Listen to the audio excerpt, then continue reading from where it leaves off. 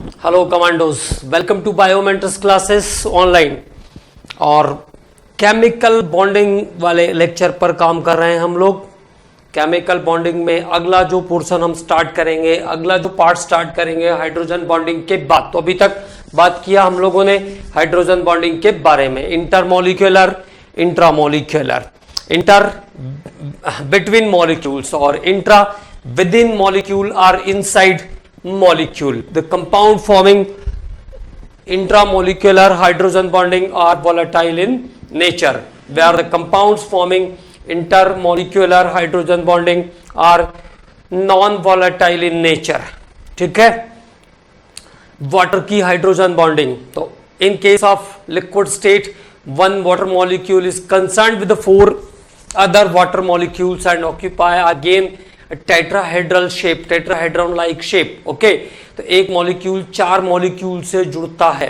Eight 4 degree centigrade there is stronger hydrogen bonding in water. 4 degree centigrade पर water के अंदर strongest hydrogen bonding होती है और 4 डिग्री सेंटीग्रेड पर वाटर की डेंसिटी भी सबसे ज्यादा होती है। At 4 degree centigrade the density of water is maximum. 4 degree centigrade पर वाटर की डेंसिटी भी सबसे ज्यादा होती है। ठीक है। इसके बाद वाटर से जब हम लोग आइस पर आए, तो जब आइस पर आएंगे तो शेप कैसा हो जाएगा? हेक्सागोनल हो जाएगा, हेक्सागोन जैसा शेप हो जाएगा। And one molecule is concerned with 3 molecules. एक मॉलिक्यूल 3 मॉलिक्यूल से कंसर्न करेगा, जिसको मैंने आपको डायग्रामेटिकली भी बताया है ना। हेक्सागोनल शेप हो जाएगा और cage like, open cage like structure हो जाएगा। This makes its like honeycomb, जो कि उसको हनीकॉम्ब जैसा बनाएगा। होल्स क्रिएट हो जाएंगे उसमें, जिसमें एयर स्पेसेस होगी। इसके कारण से वाटर से डेंसिटी कम हो जाएगी आइस की। Number of molecules per unit volume decrease हो जाएगा। Number of molecules per unit volume decrease. Hexagon हो जाएगा तो number of molecules per unit volume कम हो जाएंगे। सॉलिडिफिकेशन के समय नंबर ऑफ मॉलिक्यूल्स कम होने के कारण the density of ice is less than density of water. इसके कारण से जो बर्फ का घनत्व है वो कम हो जाएगा जल के घनत्व से। इसलिए बर्फ, आइस जो है पानी के ऊपर फ्लोट कर सकता है, बर्फ पानी के ऊपर तैरता है। ठीक है।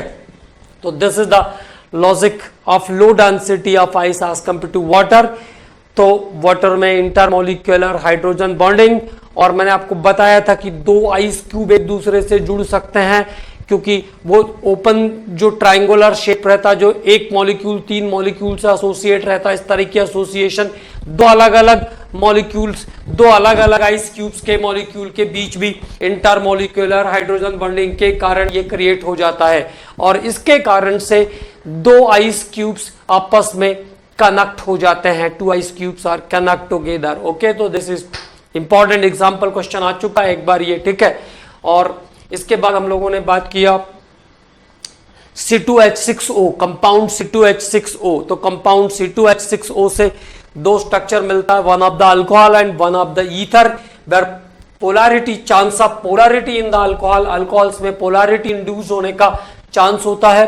इसके कारण अल्कोहल पोलार हो जाते हैं। O और H के बीच इलेक्ट्रोनेगेटिविटी के डिफरेंस के कारण शेयर्ड इलेक्ट्रॉन पेयर ऑक्सीजन के पास जाएगा, it becomes negative and there is polarity induced in the molecule. और इस पोलैरिटी इंड्यूस होने के कारण alcohols are able to form hydrogen bonding, alcohol hydrogen bonding करता है।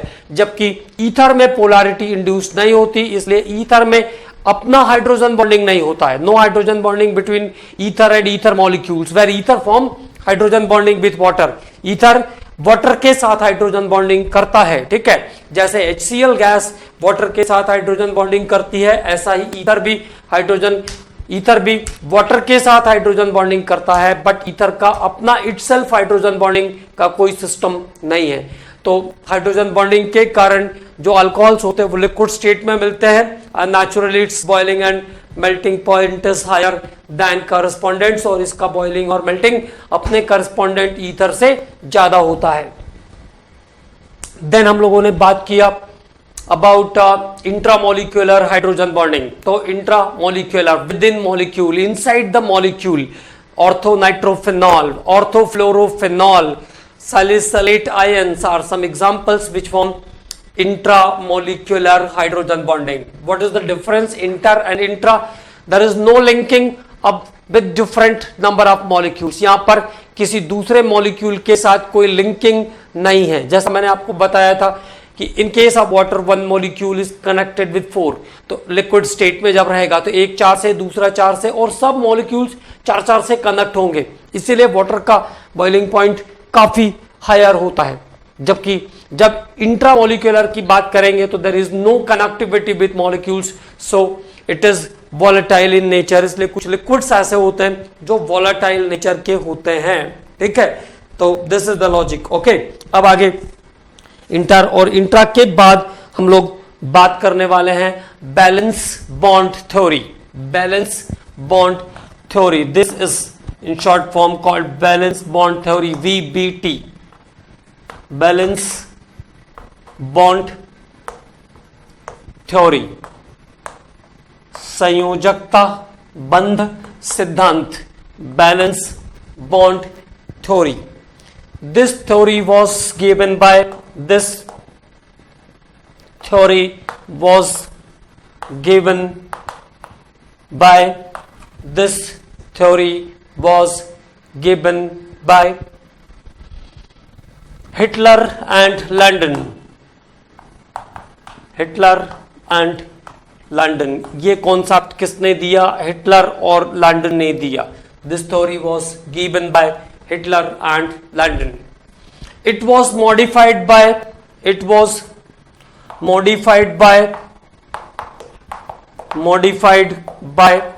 Pauling and Slater.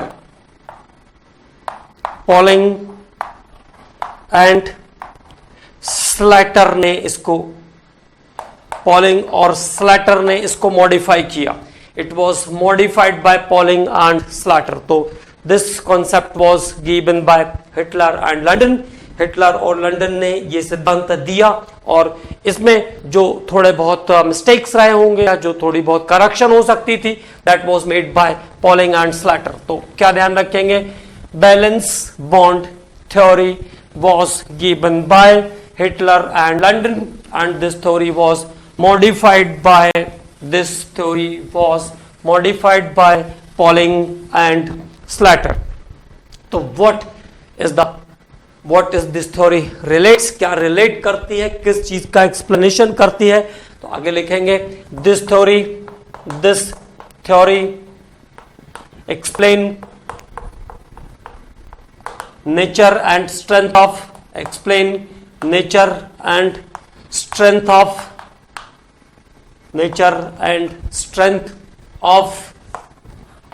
covalent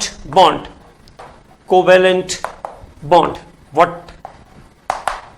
this theory explain the nature and strength of covalent bond. यह सिद्धांत सहसंयोजक बंध की प्रकृति और संयोजकता को निर्धारित करता है.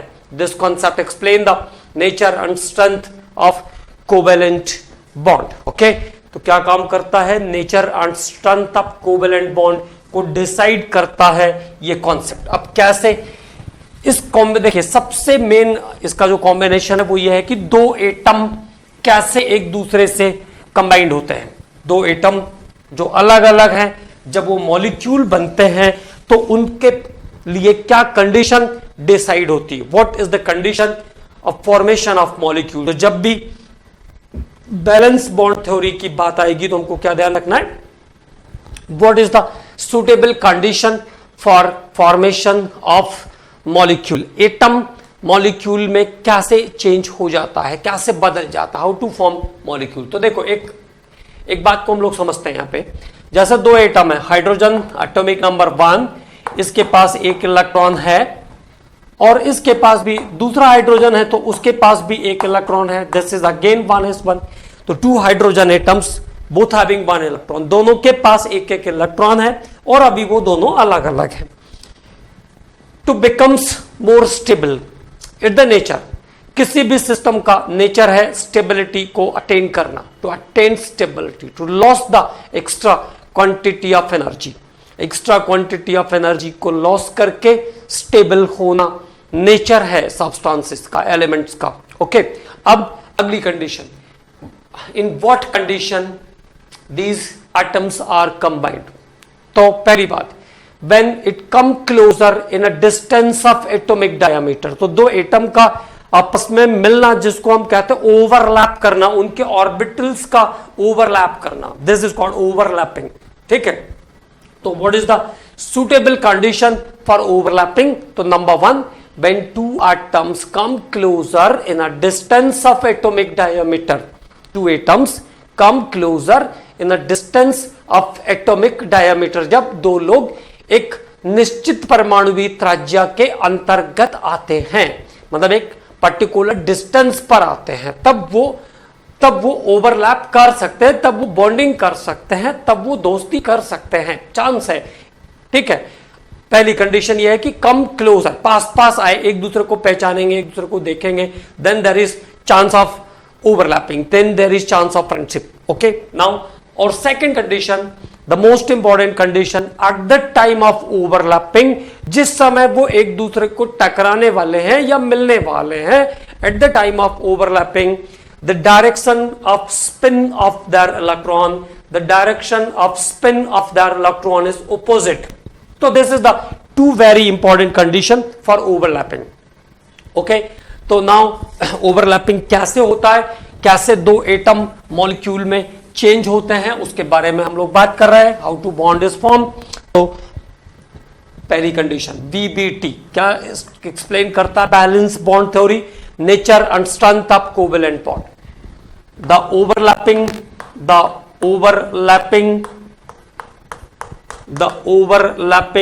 takes place, the overlapping takes place only when, किस कंडीशन में ओवरलैपिंग होता है? अतिव्यापन की क्या शर्तें हैं या अतिव्यापन किन परिस्थितियों में होता है? Overlapping takes place only when, number one, पहली condition, when two atoms come closer when two atoms come closer in a distance of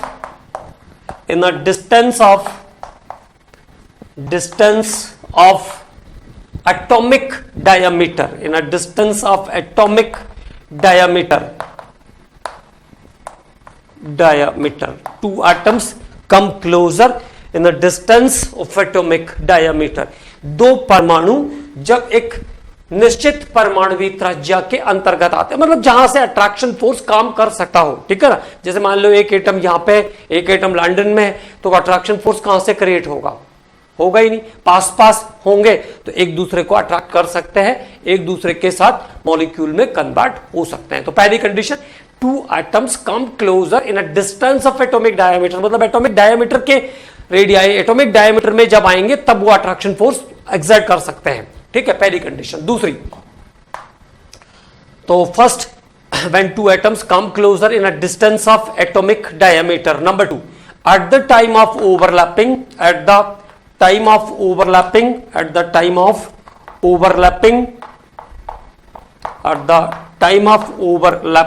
अतिव्यापन के समय, at the time of overlapping, direction of spinning of their electron, direction of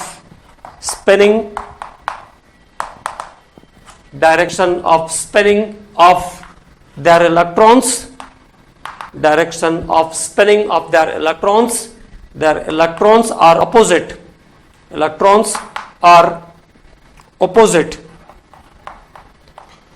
direction of spinning of their electrons are opposite. अतिव्यापन के समय उनके इलेक्ट्रॉनों के चक्रण की दिशा विपरीत होनी चाहिए, है ना। अतिव्यापन के समय उनके इलेक्ट्रॉनों के चक्रण की दिशा विपरीत होनी चाहिए। Eight the time of overlapping, the direction of spinning of electron is opposite. जिस समय, मतलब एक दूसरे को स्ट्राइक करने वाले हैं, जिस समय एक दूसरे से टकराने वाले हैं, उस समय दोनों के इलेक्ट्रॉन के स्पिन का डायरेक्शन ऑपोजिट होना चाहिए। It means one of them is clockwise and another one is anti clockwise. अगर दोनों के डायरेक्शन सेम होंगे तो there is no chance of overlapping. अगर डायरेक्शन सेम होगा तो ओवरलैप नहीं करेंगे। Number 3, the charge density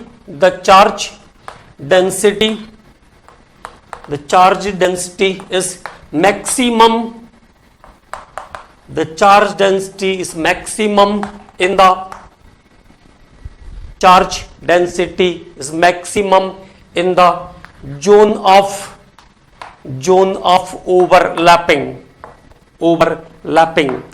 okay, अति व्यापन के क्षेत्र में इलेक्ट्रॉन घनत्व अधिकतम होता है। The charge density is maximum in the zone of overlapping. अति व्यापन के क्षेत्र में इलेक्ट्रॉन घनत्व अधिकतम होता है। What is the meaning of this sentence? देखो, अगर एक न्यूक्लियाई और ये ऑर्बिट्स, ओके, इधर दूसरा एटम, उसके उसका न्यूक्लियाई और उसके ऑर्बिट्स, तो electrons are there, electrons are in the orbit. तो ऑल द इलेक्ट्रॉन्स आर, देखो बैलेंस सेल में ओवरलैपिंग कहां होने वाली? Only in valence shell. Sharing कहां पे होगी? Only in valence shell. But all the electrons are concentrated in the same direction. जैसे कोई मान लीजिए किसी युद्ध के लिए हम जा रहे हैं, तो क्या करेंगे? अपनी पूरी सेना को एक ही तरफ कॉन्सेंट्रेट करके लेके जाते हैं, लाइक दिस। तो all the electrons are here. The charge density is maximum in the zone of overlapping. जिधर अति व्यापन, जिधर ओवरलैप करेंगे उधर ही पूरे इलेक्ट्रॉन कॉन्सेंट्रेट करके रखने वाले हैं। भले वो ओवरलैप नहीं करेंगे लेकिन रहेंगे उधर ही, ठीक। क्योंकि अगर मान लो कोई थोड़ी बहुत प्रॉब्लम आई तो न्यूक्लियस को अट्रैक्ट करके भी ओवरलैपिंग कर सकते हैं, ठीक है। तो this is the statement, charge density is maximum in the zone of overlapping. It means all the electrons are concentrated in the overlapping zone. तो दिस इज अनदर पॉइंट। तो थर्ड पॉइंट हुआ ये। पहला पॉइंट था two atoms come closer in a distance of atomic diameter. Number 2, at the time of overlapping, the direction of spin of electron, the direction of spinning of electron of both atoms are opposite. And number 3, the charge density is maximum in the zone of overlapping. Next point, the strength of covalent bond, the strength of covalent bond, और जो सहसंयोजक बंध बनने वाला है, strength of covalent bond, strength of covalent bond is depends on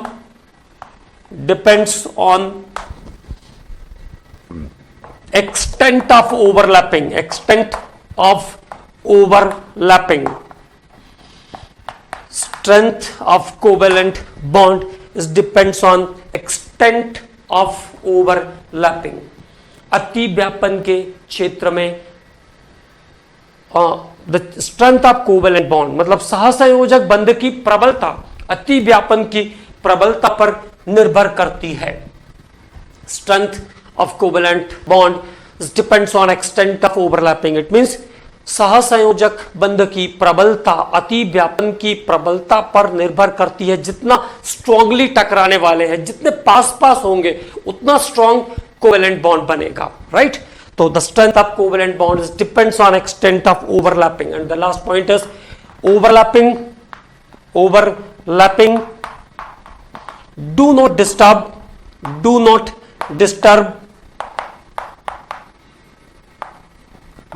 disturb the inner configuration. Do not disturb the inner configuration. अति व्यापन आंतरिक electronic विन्यास को प्रभावित नहीं करता है। Overlapping do not disturb the inner configuration. Overlapping do not disturb the inner configuration मतलब जो बैलेंस सेल के अंदर वाले सेल्स में इलेक्ट्रॉन है उनका ओवरलैपिंग से कोई लेना देना नहीं, and there is no disturbance. Okay, so this is the valence bond theory. This is the points of valence bond theory. This theory was given by Hitler and London, modified by Pauling and Slater. It is related with the formation of covalent bond and strength of covalent bond. And what is the criteria for overlapping? Number 1, two atoms come closer in a distance of atomic diameter.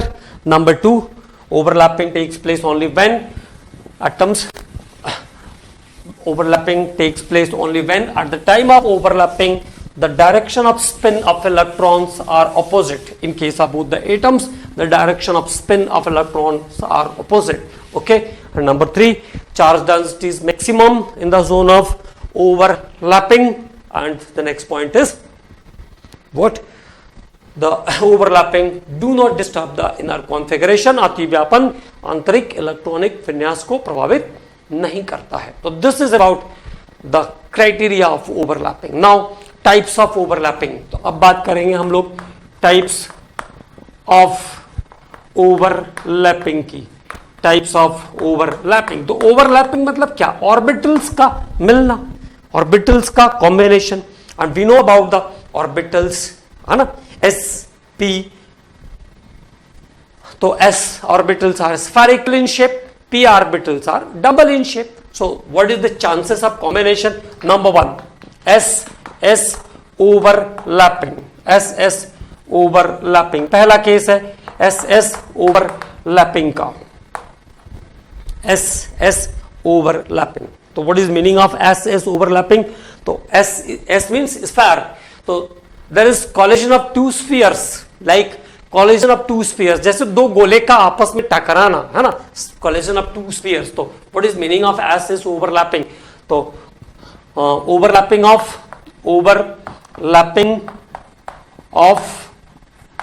s orbital, overlapping of s orbital of two atoms, overlapping of s orbital of two atoms.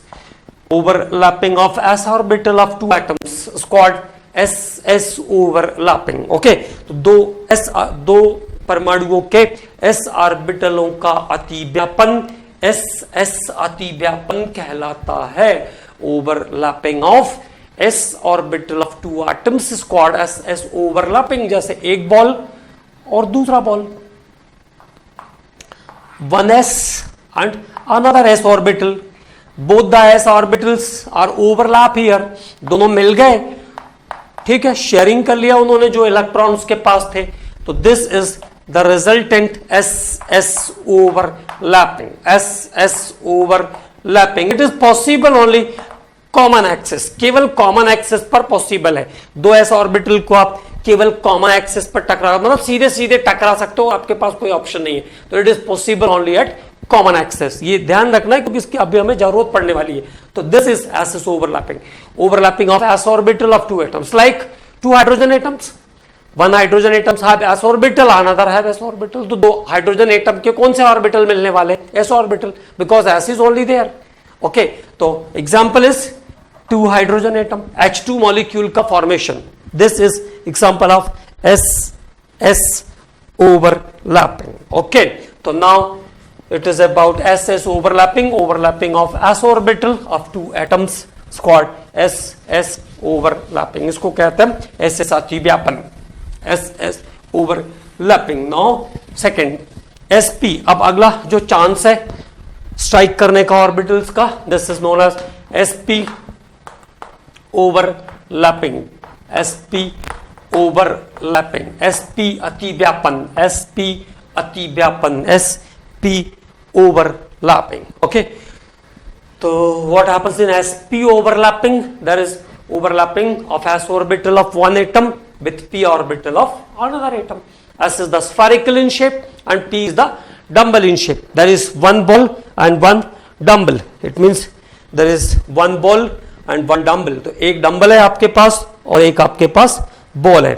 One ball and one dumbbell is there, like this. One ball and one dumbbell can strike again from anywhere. कहीं भी आप strike करोगे तो वो common access पे ही रहेगा. It is always at common axis. One ball and one dumbbell is there right now.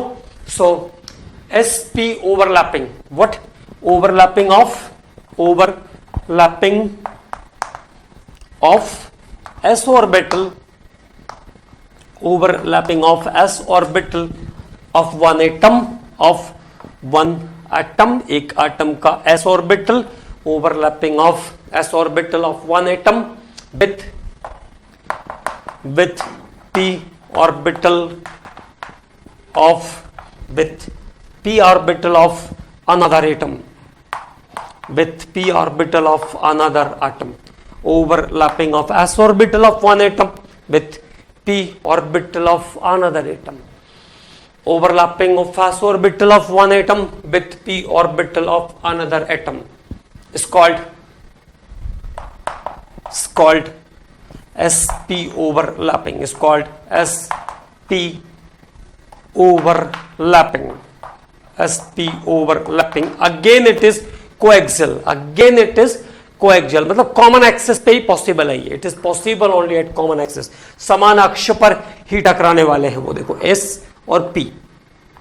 ठीक है, तो one of the s orbital, another one is the p orbital. एक s और एक p ऑर्बिटल. तो दैट इज sp ओवरलैपिंग, एक atom का s और दूसरे एटम का p. लाइक अगर हाइड्रोजन और फ्लोरीन है तो H के पास, हाइड्रोजन के पास कौन सा ऑर्बिटल है? s orbital. और फ्लोरीन के पास इलेक्ट्रॉन कहां पे खाली है? p ऑर्बिटल में. 2p5 is the condition in case of fluorine. So electrons in the p orbital. Electron कहां है फ्लोरीन में? p ऑर्बिटल में. सो HF, HCl, HBr, HI, it is the example of sp overlapping.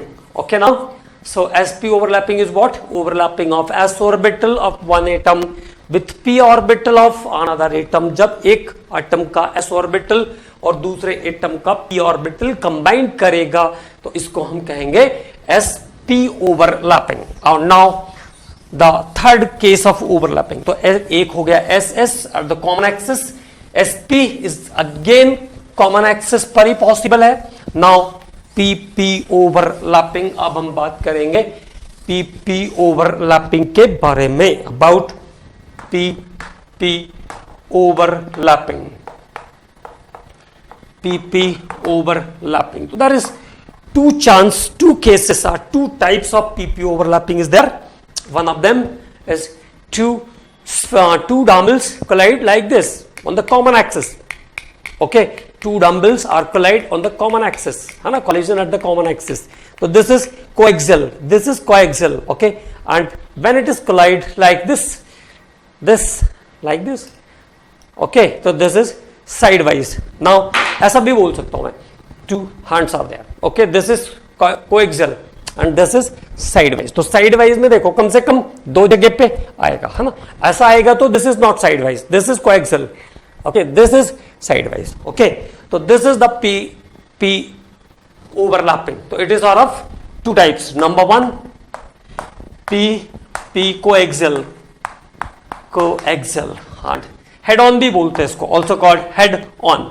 जैसे दो लोगों के सिर पकड़ लो और एक दूसरे से टकराओ, strike the head of two person. Okay, pp head on, pp coaxial.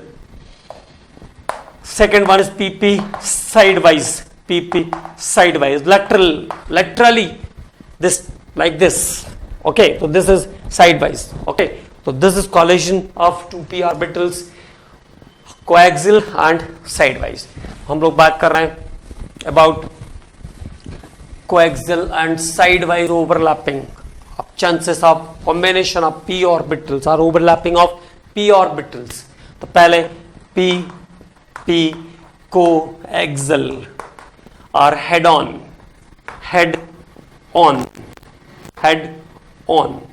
overlapping of 2p orbital along the common axis. This is overlapping of 2p orbital along the common axis. जब दो p orbital समान अक्ष पर अतिव्यापित होते हैं, जैसा मैंने आपको बोला, ऐसा एक कॉमन एक्सिस पर. ठीक है, तो overlapping of 2p orbital along the common axis. Overlapping of 2p orbitals, overlapping of 2p orbitals along the overlapping of 2p orbitals along the common axis, overlapping of 2p orbitals along the common axis, called p coaxial overlapping. p coaxial overlapping. तो इस condition को हम बोलते हैं p coaxial overlapping. p समाक्ष अतिव्यापन, like this, one of the p orbital is here and another p orbital is also here, and both the orbitals are collide at the along the common axis. दोनों p orbital एक दूसरे के साथ common axis पर strike कर रहे हैं, तो this is the area of collision. Okay, तो P P head on, P P coaxial, P P head on overlapping. Okay, तो this is the condition of P P head on overlapping.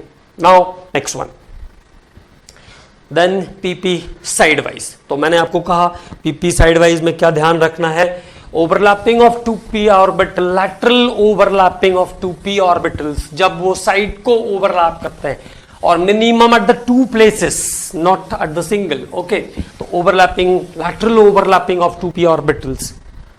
तो pp coaxial हो गया. Second one pp sideways, pp side wise.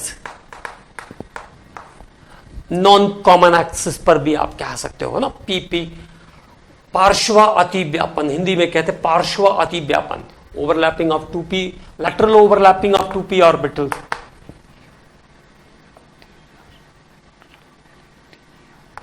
Lateral overlapping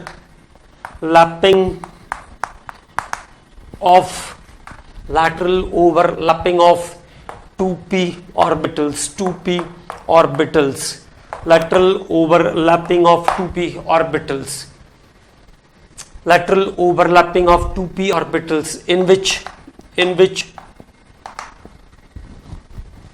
electron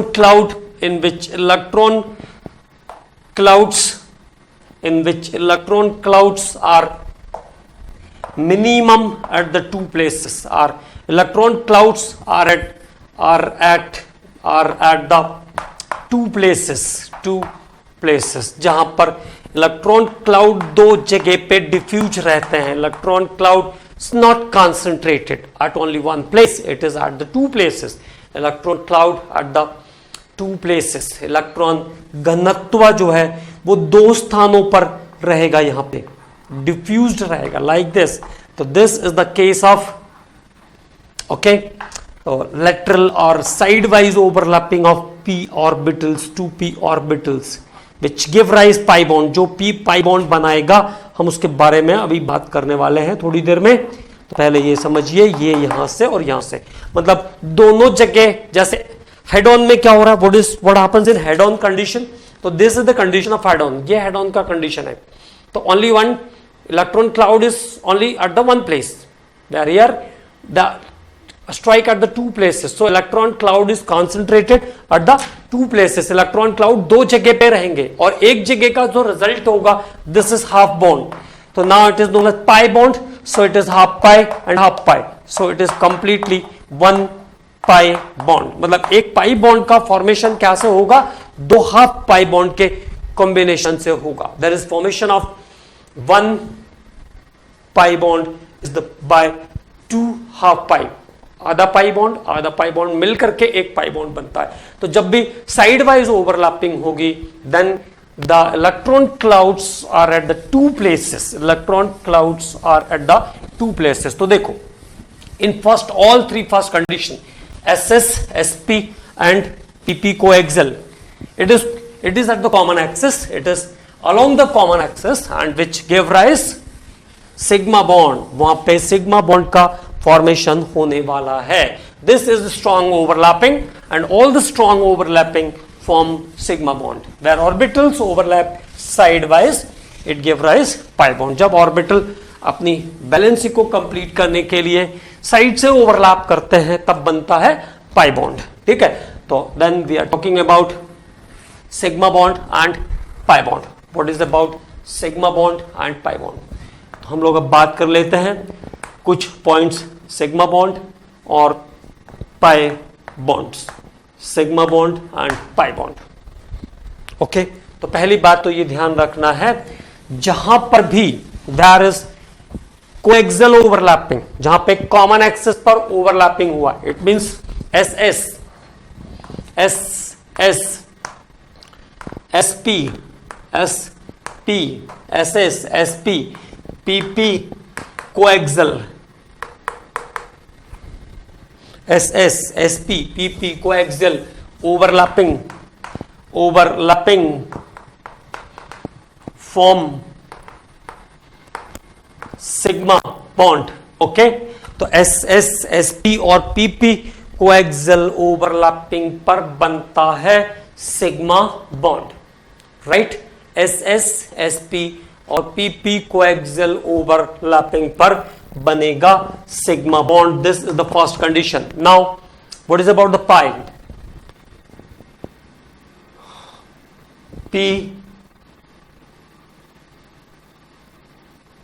P sidewise, P sidewise, P D orbital भी बनाते हैं, P पाई D pi bond भी बनता है और डी पाई भी बनता है।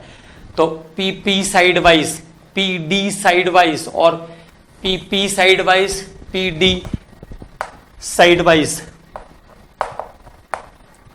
पी डी साइड वाइज और डी साइड वाइज। कभी भी साइड वाइज ओवरलैपिंग होगी तब ये ध्यान रखो आप, तो सीधा सीधा side wise.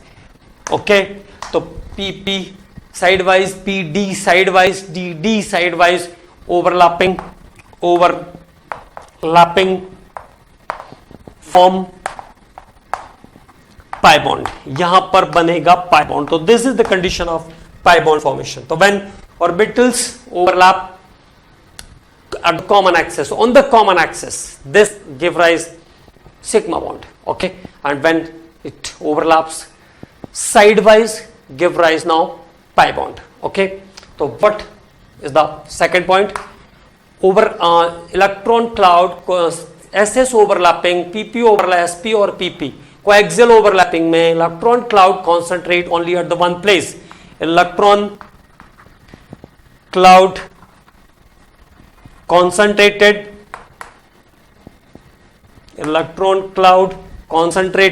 only at one place. Electron घनत्व एक ही स्थान पर केंद्रित होता है। Electron cloud concentrated only at one place. यहां पे दो जगह पे चला जाता है, पता है आपको। Electron cloud concentrated at two places, electron cloud concentrated at two places, दो जगह पे इलेक्ट्रॉन क्लाउड बट जाएगा। Number 3, strong bond, sigma bond is strong bond, pi bond is weak bond। pi bond कैसा होता है? हमेशा weak bond होता है। और हमेशा ध्यान रखेंगे कोई भी मॉलिक्यूल पहले सिग्मा बॉन्ड बनाएगा। First of all it forms sigma bond, then if it is required then it forms pi bond. ठीक है, तो नॉर्मली क्या 99.999% है ना, बहुत कम ऐसे मॉलिक्यूल हैं जिनमें केवल पाई बॉन्ड होता है, वो दिस इज एक्सेप्शंस। ओके, तो mostly the molecules form sigma bond, है ना। पहले मॉलिक्यूल सिग्मा बॉन्ड बनाते हैं, अगर फिर भी बैलेंस ही कंप्लीट नहीं हो रही है तो साइड से ओवरलैप करते हैं, अदरवाइज फॉर्म सिग्मा बॉन्ड। ठीक, तो क्या ध्यान रखना है? Sigma bond is strong bond, pi bond is weak bond. Sigma bond कैसा है? स्ट्रॉन्ग बॉन्ड है। पाई बॉन्ड कैसा है? वीक बॉन्ड है। अब स्ट्रॉन्ग बॉन्ड है, sigma bond is strong bond. तो अगर स्ट्रॉन्ग बॉन्ड है तो ब्रेक नहीं होगा, आसानी से टूटेगा नहीं, और जब आसानी से टूटेगा नहीं तो केमिकल रिएक्शन भी कम हो जाएगी, लेस रिएक्टिव होंगे सिग्मा बॉन्ड वाले जो मॉलिक्यूल्स हैं, और पाई बॉन्ड आसानी से ब्रेक हो जाएगा। तो the molecules having pi bond are the more reactive. Okay, तो next point is what? Compounds containing only sigma bond, containing only sigma bond are less reactive, तो वो कंपाउंड जिसमें केवल सिग्मा बॉन्ड होता है वो लेस रिएक्टिव होते हैं, because sigma bond is the strong bond, क्योंकि सिग्मा बॉन्ड कैसा है? स्ट्रॉन्ग बॉन्ड है और वो आसानी से ब्रेक नहीं होगा। ठीक, तो compounds containing pi bond, compounds containing pi bonds, compound containing pi bonds are more reactive. क्योंकि ये वीक बॉन्ड है और आसानी से ब्रेक हो जाएगा, है ना, weak bond and broken easily. Okay, so now तो वो कंपाउंड जिनमें केवल सिग्मा बॉन्ड होगा वो लेस रिएक्टिव होंगे और जिनमें पाई बॉन्ड्स होगा वो मोर रिएक्टिव होंगे। अब एक कंडीशन और मैंने आपको बताया कि हमेशा the single bond is sigma bond, एक बॉन्ड अगर किसी में है तो वो सिग्मा बॉन्ड होगा, और अगर डबल बॉन्ड और ट्रिपल बॉन्ड का फॉर्मेशन हुआ it means there is pi bond, तब वहां पे पाई बॉन्ड भी होगा।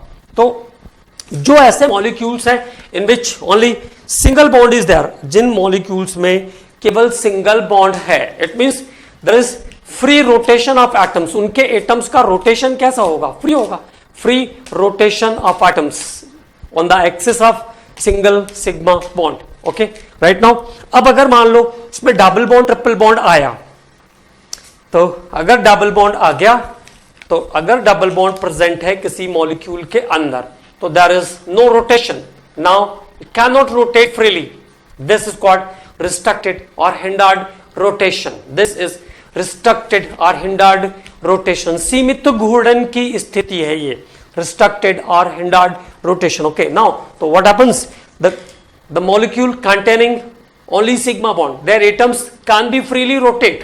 Okay, then pi bond is there, then there is no free rotation of atoms of molecule, तो जो उसका सेंटर है जहां पे pi bond लगा रहेगा वो रोटेट नहीं होगा, ठीक है। तो what is the next point, in due to presence of sigma bond, due to presence of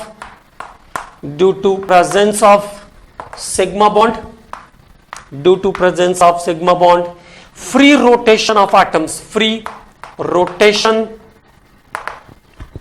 of atoms, free rotation of atoms, तो परमाणुओं का स्वतंत्र घूर्णन होता है, free rotation of atoms due to presence of sigma bond, there is free rotation of atoms, and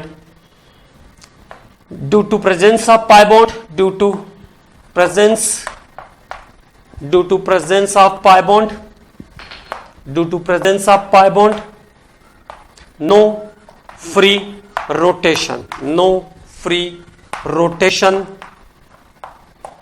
of atoms। अगर pi bond है compound के अंदर तो उसके एटम्स का फ्री रोटेशन पॉसिबल नहीं है, जैसा मैंने आपको बताया पाई का मतलब है कम से कम एक डबल या ट्रिपल, तो there is no free rotation of this molecule, but if there is only sigma bond there is free rotation of all the atoms of molecule. Okay, now तो what happens, compound containing sigma bond only are less reactive because sigma bonds are very strong, do not easily broken in the chemical reaction, और reaction तो bond के break होने पर depend करती है, reaction depend करेगी bond के टूटने के ऊपर, where in compounds containing pi bonds are more reactive, क्योंकि pi bond आसानी से break हो जाएगा तो reaction आगे carry out हो जाएगी, and then due to presence of only sigma bond, free rotation of atoms of molecules, there due to presence of pi bond there is no free rotation of atoms of molecule, and this is known as hindered or restricted rotation। okay, so this is about the differences of sigma and pi bond। sigma bond strong bond होता है, sigma bond में electron cloud एक ही जगह पे concentrate करते हैं, ठीक है। सिग्मा बॉन्ड वाले कंपाउंड लेस रिएक्टिव होते हैं, पाई बॉन्ड वाले कंपाउंड्स मोर रिएक्टिव होते हैं। पाई बॉन्ड में इलेक्ट्रॉन क्लाउड दो जगह पे कंसंट्रेट करता है, सिग्मा बॉन्ड में एक ही जगह पे कंसंट्रेट करता है। Pi bond comparatively less strong होता है, मतलब वीक बॉन्ड होता है पाई बॉन्ड। तो this is about the discussion about sigma and pi bond. Okay, तो this is overall the your overlapping, this concept was given by Hitler and London and modified by Pauling and Slater। यहाँ से start किया हम लोगों ने, and now it is about the sigma and pi bond। तो types of overlapping पर अच्छे से काम करना है, इसको अच्छे से कर लेना है एक बार और क्वेश्चंस करने हैं। अगले लेक्चर में हम लोग बात करेंगे counting of sigma and pi bond. तो यहां से स्टार्ट करेंगे counting of sigma and pi bond. तो बहुत सारे मॉलिक्यूल्स में सिग्मा और पाई बॉन्ड की काउंटिंग करेंगे। फिर आपको एक प्रॉब्लम आएगी क्योंकि so many structures related with organic again, तो बहुत सारे स्ट्रक्चर्स ऐसे हैं जो ऑर्गेनिक कंपाउंड के होंगे, बट काउंटिंग ही करनी है इसलिए कोई दिक्कत नहीं है, काउंटिंग तो हम किसी में भी कर लेंगे। जब ऑर्गेनिक पढ़ेंगे तो वो स्ट्रक्चर्स हमें अपने आप पता चल जाएंगे, इसलिए ज्यादा टेंशन नहीं लेना है, ज्यादा कॉन्सेंट्रेट करना है लेक्चर्स को अटेंड करने में और उसको बार बार रिपीट करने में। जो नोट्स हमने बनाया है उसको बार बार रिपीट करना है।